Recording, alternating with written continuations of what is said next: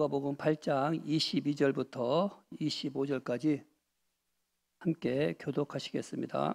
하루는 제자들과 함께 배에 오르사 그들에게 이르시되 호수 저편으로 건너가자 하심에 이에 떠나 제자들이 나와 깨워 이르되 주여 주여 우리가 죽겠나이다 한데 예수께서 잠을 깨사 바람과 물결을 꾸짖으시니 이에 그쳐 잔잔하여 지더라.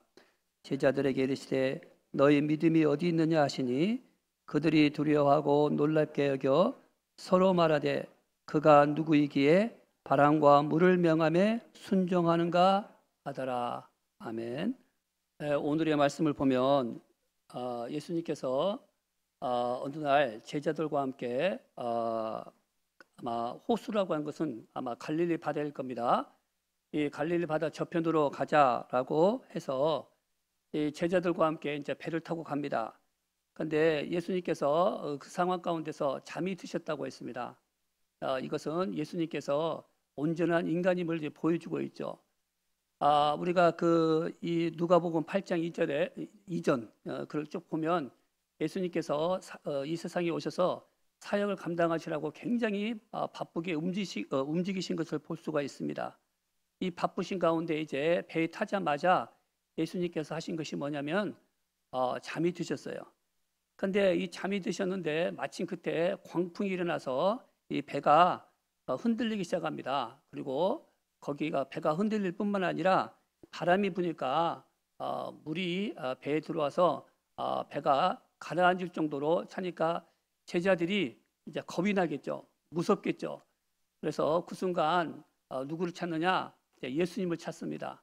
그래서 주무시는 예수님을 깨워서 우리가 지금 죽게 된 것을 보지 못하십니까? 라고 외치실 때 주님을 깨우자 주님께서 잠을 깨서 하신 것이 뭐냐면 바람과 물결을 꾸짖으셨다고 했거든요. 그랬더니 바람과 물결이 잔잔하여졌더라.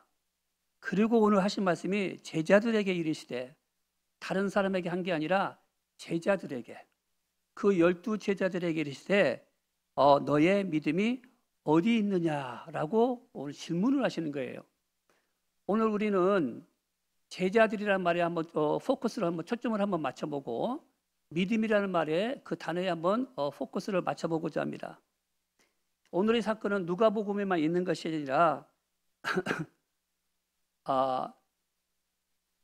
누가복음 8장 25절에 보면 제자들에게 이르시되 너의 믿음이 어디 있느냐라고 했어요. 그런데 같은 공간고문의 마태복음 8장 26절에 보면 믿음이 작은 자들이라고 했어요. 누가복음에서는 너희들 믿음이 도대체 어디 있느냐라고 말씀하신 주님께서 마태복음에서는 믿음이 작은 자들이라고 했어요. 그런데 더 놀라운 것은 마가복음 4장 40절 똑같은 사건에서 예수님께서는 이 제자들에게 뭐라고 말씀하시냐면 너희가 어찌 믿음이 없느냐 하시는 거예요. 아직 믿음 자체가 없다고 예수님께서 말씀하십니다. 그러면 과연 제자들의 믿음은 도대체 뭐였을까요? 마태복음 여기 8장 이전의 사건을 보면 마태복음 5장, 6장, 7장은 산상수훈 아니겠습니까? 산상수훈이 끝나고 마태복음 8장부터 쭉 보면은 예수님께서 나병 환자를 고쳐요. 그리고 예수님께서 많은 사람을 치유했다고 나와요. 또한 뭐가 나오냐? 백부장의 하인까지 고친 게 나옵니다. 특히 이 백부장의 믿음을 보고 이만한 믿음을 본 일이 없다. 예수님께서 가신다고 하는데 오실 필요 없습니다. 말씀 한마디면 제 하인이 낫겠습니다. 라고 하는 이런 믿음의 사건이 나와요. 또 한 가지 보면 예수님의 제자 중에 수제자 베드로의 장모까지 치유하시는 사건이 8장 1절부터 오늘 본문 전까지 쭉 나옵니다. 그러면 이 12 제자들은 직접 눈으로 예수님께서 나병 환자를 고치시고 백부장의 하인을 고치시고 또 자기의 장모 베드로의 장모까지 고치시는 것도 다 봤는데 오늘 이 자리에 이 광풍이 불어 뱃속에서 예수님께서 하시는 말씀은 너의 믿음이 어디 있느냐? 이 믿음이 없는 자들아, 이 믿음이 작은 자들이라고 한 거예요. 이것이 안 믿는 사람들한테 했다 그러면 우리는 고개가 끄덕끄덕 거려져요. 그래, 예수님을 안 믿으니까 당연히 믿음이 어디 있느냐 했을 때 뭐 안 믿으니까 당연히 믿음이 없겠지라고 하지만, 아까 제가 시작할 때 말씀드렸다시피 오늘 예수님께서 말씀하신 것은 믿지 않는 사람에게 말한 것이 아니라 제자들에게 말씀하셨거든요. 제자들은 체험되어 있고 눈으로 봤고 자기 가족이 고치는 것까지 치유를 받았는데, 어떻게 해서 예수님께서 이렇게 믿음이 작은 자들이 또 믿음이 없는 자들 또한 도대체 너희 믿음이 어디 있냐라고 어떻게 보면 질책하신 거죠. 우리가 생각해 보면 믿음이라고 하는 것을 다시 한번 생각을 해봐야 될 것 같습니다. 우리는 믿으면 다 되는 것 같아요. 믿으면 다 됩니다. 다 된다고 생각하는 게 틀린 건 아니에요. 그렇다고 해서 또 다 맞는 것도 아닌 것 같더라는 거예요. 저는 오늘 이 믿음과 관계돼서 어떤 일이 있느냐, 믿음이 사라질 때, 믿음이 약해졌을 때 어떤 일이 벌어지냐면, 예수님께서 꼭 이 세 말씀 하시고 하신 말씀이 이거예요. 마태복음 8장 26절에 보면 예수께서 이르시되 어찌하여 무서워하느냐, 무서워한다는 거예요. 믿음이 없을 때, 믿음이 사라졌을 때에, 믿음이 적어졌을 때에 나오는 특징 중에 하나가 무서워하는 겁니다. 또 마가복음 4장 40절에 보면 똑같은 사건에서 이에 제자들에게 이르시되 어찌하여 이렇게 무서워하느냐. 그런 거 보면 믿음과 두려움은 서로 상반된 것 같습니다. 우리에게는 광풍이 몰아닥칩니다. 물론 이 제자들에게는 바람이 불고 물결이 치고 광풍이 몰아왔지만, 오늘 우리 개인적으로는 집안의 가정에 건강에 문제도 있고 사업하시는 분은 사업에 어려움이 휘청거리는 광풍이 불어올 수도 있어요. 또한 자식의 문제, 학생이라면 취업의 문제, 나라적으로 말한다면 경제적인 문제, 정치적인 문제, 전 세계적으로 말한다면 코로나19와 같은 팬데믹과 같은 광풍이 불어 제키는 거예요. 우리에게는 각자 나름대로 다 상황이 놓여 있습니다. 그 상황은 어느 누구나 똑같다고 볼 수가 없어요. 어제 제가 야간에 업무를 하고 있는데, 어제 저희 학교가 중간고사 이틀이거든요. 근데 한 학생이 왔어요. 1학년이에요. 신입생이에요.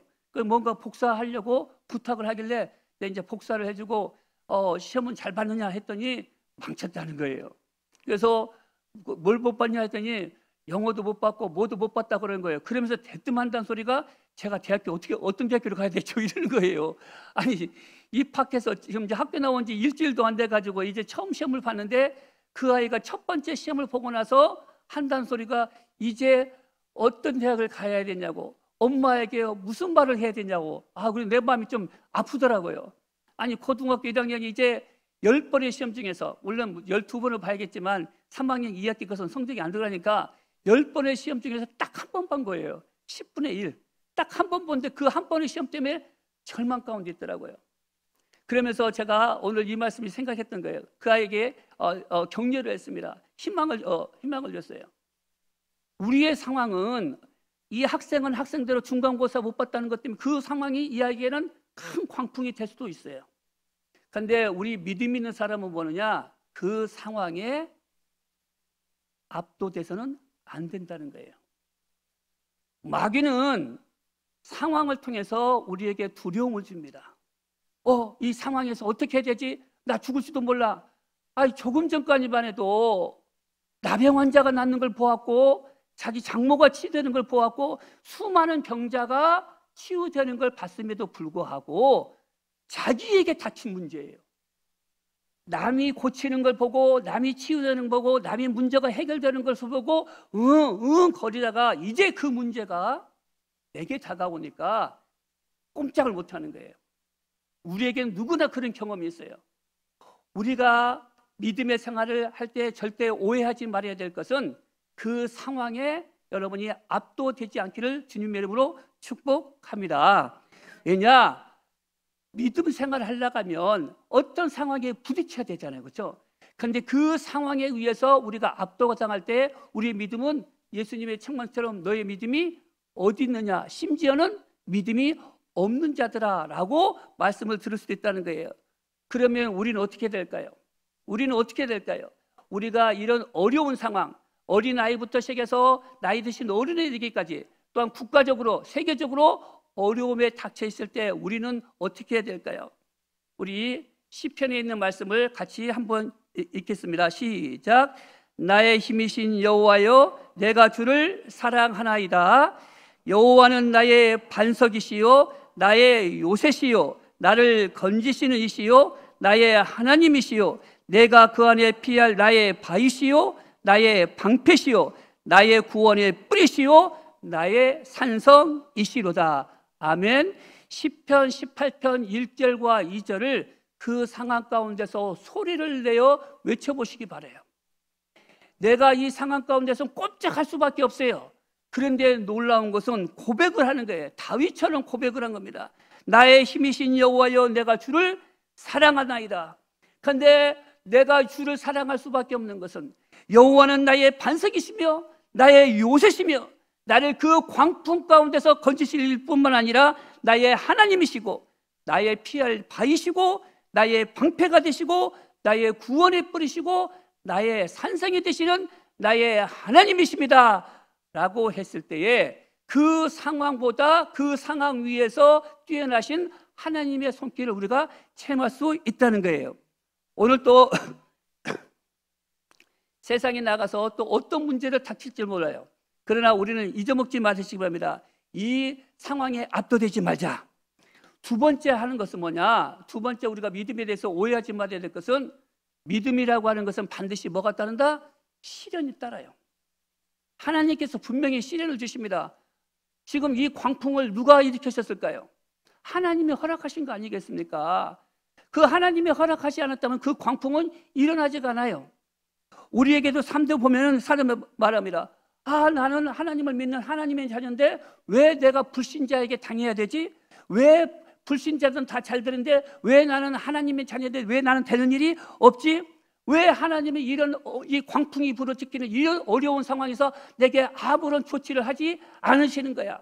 아마 제자들이 무서웠던 것 중에 하나는 그 광풍보다 더 무서웠던 것은 응답이 없으신 예수님이에요. 어떻게 보면 무심한 예수님이죠. 아, 그 상황 가운데서 예수님은 주무시고 계시는 거예요. 우리의 삶이 그렇지 않습니까? 어려운 상황인 거고 외치는 거 뭐가 안 되고 힘들어 막 어려워 어쩔 수가 없는데 예수님은 나의 기도에 나의 것에 아무런 응답이 없는 것 같아요. 그런데 놀라운 것은 아까 그거죠. 이 광풍도 또한 누가 허락하신 것이다?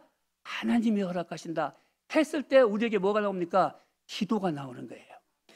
오늘 우리가 찬송가 253장에 보면 우리 교회에서는 잘 부르지 않았던 찬송이 있는데 그 자비하신 주님이라는 찬송이 있습니다. 그 4절 가사를 보면 뒷부분에 나 절망할 때에도 주인도 하셔서 이 세상 끝날까지 늘 함께 하소서라고 하는 가사가 있어요. 그런데 이 원 가사가 제가 시간이 없으니까 영어는 안 불러드리겠습니다.